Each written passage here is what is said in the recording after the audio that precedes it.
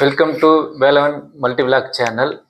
இப்போ நம்ம போன வீடியோவில் மியூச்சுவல் ஃபண்டை பற்றி பேசிக் பார்த்தோம். அதாவது மியூச்சுவல் ஃபண்டுன்னா என்ன, அது எப்படி செயல்படுது நம்ம பார்த்தோம். இப்போ நம்ம இந்த வீடியோவில் என்ன பார்க்க போகிறோன்னா, மியூச்சுவல் ஃபண்ட்லேயே ரொம்ப முக்கியமான பதிவு இதுதான். அதாவது மியூச்சுவல் ஃபண்டில் நம்ம அமௌண்ட்டை எந்த ஸ்கீமில் இன்வெஸ்ட்மெண்ட் பண்ணுறாங்க, அந்த ஸ்கீமோட தன்மை என்ன, அதெல்லாம் தான் நம்ம இந்த மியூச்சுவல் ஃபண்டு டீட்டெயிலை நம்ம பார்க்க போகிறோம். அதாவது என்னென்ன டைப் இருக்குது மியூச்சுவல் ஃபண்டில், அதாவது என்னென்ன வகைகள் இருக்குது அப்படின்றத அந்த மியூச்சுவல் ஃபண்டில் பார்க்க போகிறோம். ஸோ நம்ம சேனலில் பார்க்குறவங்க கண்டிப்பாக மறக்காம சப்ஸ்கிரைப் பண்ணிக்கோங்க. இந்த வீடியோ ரொம்ப யூஸ்ஃபுல்லாக இருக்கும். அதாவது உங்கள் பணத்தை எப்படி சேஃபாக எந்த ஸ்கீமில் இன்வெஸ்ட் பண்ணலாம் அப்படின்றத இந்த வீடியோவில் நம்ம பார்க்கலாம். சரிங்களா, வாங்க வீடியோக்குள்ளே போகலாம். ஃபஸ்ட்டு நம்ம பார்க்க போகிறது என்னென்னா அசட் கிளாஸ். அதாவது இதுதான் ரொம்ப முக்கியமான வகைப்பாடு. இது நம்ம பணத்தை நம்ம போடுற பணம் எங்கே முதலீடு செய்கிறதுன்ற இதுதான் ரொம்ப குறிக்கும். அதில் 3 டைப் இருக்குது. ஒன்று ஈக்விட்டி ஃபண்டு, இன்னொன்று டெப்ட் ஃபண்டு, மூணாவது ஹைப்ரிட் ஃபண்ட்ஸு. ஓகேங்களா, ஃபர்ஸ்ட் நம்ம பார்க்க போகிறது என்னன்னா ஈக்விட்டி ஃபண்டை பற்றி நம்ம பார்க்கலாம். இப்போ அதாவது இந்த ஈக்விட்டி ஃபண்டில் நீங்கள் இன்வெஸ்ட் பண்ணுற அமௌண்ட்டை பெரும்பாலும் பெரிய நிறுவனங்களில் தான் இன்வெஸ்ட்மெண்ட் பண்ணுவாங்க. அதாவது பெரிய நிறுவனங்கள் ஸ்டாக்ஸ் வச்சுருப்பாங்களே, அந்த ஸ்டாக்ஸில் தான் உங்கள் பணத்தை எடுத்துன்னு போய் இன்வெஸ்ட்மெண்ட் பண்ணுவாங்க. இந்த மியூச்சுவல் ஃபண்டை பொறுத்த வரைக்கும் அதிகமான ரிஸ்க் இருக்குது. அதே சமயம் அதிகமான லாபமும் கிடைக்கக்கூட ஃபண்டு இந்த ஈக்விட்டி ஃபண்டில் இருக்குது. பொதுவாக இந்த ஈக்விட்டி ஃபண்டு யாருக்கெல்லாம் யூஸ்ஃபுல்லாக இருக்குன்னா, குறைஞ்சபட்சம் ஒரு 5 வருஷமாச்சு பொறுமையாக வெயிட் பண்ணி இன்வெஸ்ட் பண்ணுறவங்களுக்கு இந்த ஈக்விட்டி ஃபண்டு ரொம்ப நல்ல லாபத்தை கொடுக்கும். அதே சமயம் 5லேருந்து 10 வருஷத்துக்கு மேலே இன்வெஸ்ட்மெண்ட் பண்ணீங்கன்னா, பொறுமையாக இருந்தீங்கன்னா இந்த ஈக்விட்டி ஃபண்டில் நீங்கள் தாராளமாக இன்வெஸ்ட் பண்ணலாம். கண்டிப்பாக உங்களுக்கு ப்ராஃபிட் கிடைக்க நிறைய வாய்ப்பு இருக்கிறது. சரிங்களா, அடுத்ததாக பார்க்க போகிறது என்னன்னா டெப்ட் ஃபண்டு. இந்த டெப்ட் ஃபண்டு பொதுவாக அரசு பத்திரங்கள் மற்றும் கார்பரேட் பாண்டில் தான் இன்வெஸ்ட்மெண்ட் பண்ணுறாங்க. இது ஈக்விட்டி ஃபண்டோட கம்பேர் பண்ணும்போது இது ரிஸ்க் கம்மி தான். ஸோ ஒரு நிலையான வருமானம், ரிஸ்க் எனக்கு தேவையில்லை அப்படின்றவங்க இந்த டெப்ட் ஃபண்டு மூலிமா நீங்கள் இன்வெஸ்ட்மெண்ட் பண்ணலாம். இதில் ஆனுவலி ரிட்டர்ன்ஸ் 3லேருந்து 8% வரைக்கும் எதிர்பார்க்கலாம். அவ்வளோதான் ரிட்டர்ன் கிடைக்கும். ஸோ ரிஸ்க் வேணான்றவங்க டெப்ட் ஃபண்டு மூலிமா நீங்கள் மியூச்சுவல் ஃபண்டில் இன்வெஸ்ட் பண்ணிக்கலாம். நம்ம அடுத்ததாக பார்க்க போகிற டைப் ஆஃப் மியூச்சுவல் ஃபண்ட் என்னென்னா ஹைப்ரிட் ஃபண்ட்ஸ். இது ஹைப்ரிட் ஃபண்ட்ஸ்னால் என்னென்னா, நம்மளோட பணத்தை எடுத்துன்னு போயிட்டு ஸ்டாக் மார்க்கெட், அதாவது பங்குச்சந்தையிலையும் கடன் பத்திரங்களையும் ரெண்டுத்திலையும் சேர்த்து இன்வெஸ்ட் பண்ணுவாங்க. இது ரிஸ்க்கு மற்றும் லாபத்தையும் ரெண்டுத்தையும் பேலன்ஸ் பண்ணக்கூடிய விஷயம் இது. அதாவது என்னால் ரிஸ்க்கே எடுக்க முடியும், அதே சமயம் எனக்கு லாபமே வேணும் அப்படின்னு நினைக்கிறவங்க இந்த hybrid funds type of mutual ஃபண்டில் கண்டிப்பாக இன்வெஸ்ட்மெண்ட் பண்ணலாம். சரிங்களா, ஹைப்ரிட் ஃபண்ட்ஸில் ஆனுவலி ரிட்டர்ன் 5லேருந்து 9% வரைக்கும் போக வாய்ப்பு இருக்குது. அதுக்கு மேலேயும் போக வாய்ப்பு இருக்குது.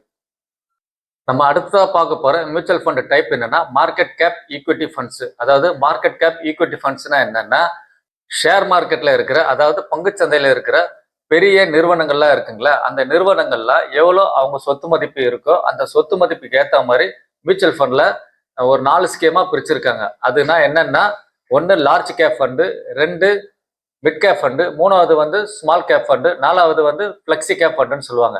இந்த 4 ஃபண்டு பற்றி நான் இப்போ உங்களுக்கு சொல்ல போகிறேன்.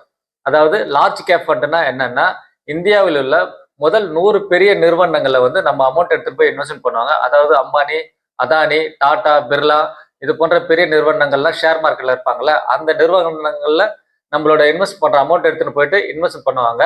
இந்த இன்வெஸ்ட்மெண்ட் ஓரளவுக்கு சேஃபான இன்வெஸ்ட்மெண்ட்னு சொல்கிறாங்க.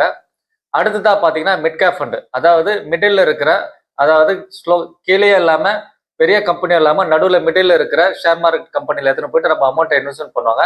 இது லார்ஜ் கேப் ஃபண்டோட கம்பேர் பண்ணும்போது இது ரிஸ்க்கும் ஜாஸ்தி, அதே டைமு ரிட்டர்னும் ஜாஸ்தியாக வரதுக்கு அதிக வாய்ப்பு இருக்குது.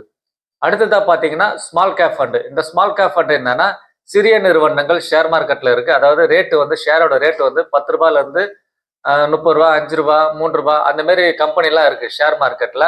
அந்த மாதிரி கம்பெனியில் நம்மளோட அமௌண்ட்டை எடுத்துன்னு போயிட்டு இன்வெஸ்ட்மெண்ட் பண்ணுவாங்க. மேலே பார்த்த மிட் கேப்பு அண்டு லார்ஜ் கேப்பை விட இந்த ஸ்மால் கேப் அதிகமாக ரிஸ்க் ஜாஸ்தியாக இருக்கும். இதில் அதே சமயம் அதிகமாக ரிட்டர்னும் ரொம்ப ஜாஸ்தியாக வர ஃபண்டு இந்த ஸ்மால் கேப் ஃபண்டு. ஸோ இந்த ஃபண்டில் கொஞ்சம் கேர்ஃபுல்லாக இன்வெஸ்ட் பண்ணணும்.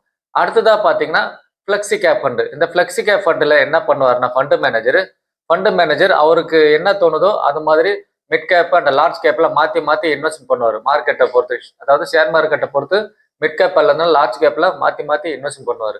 இதுவும் ஓரளவுக்கு சேஃபான இன்வெஸ்ட்மெண்ட் தான்.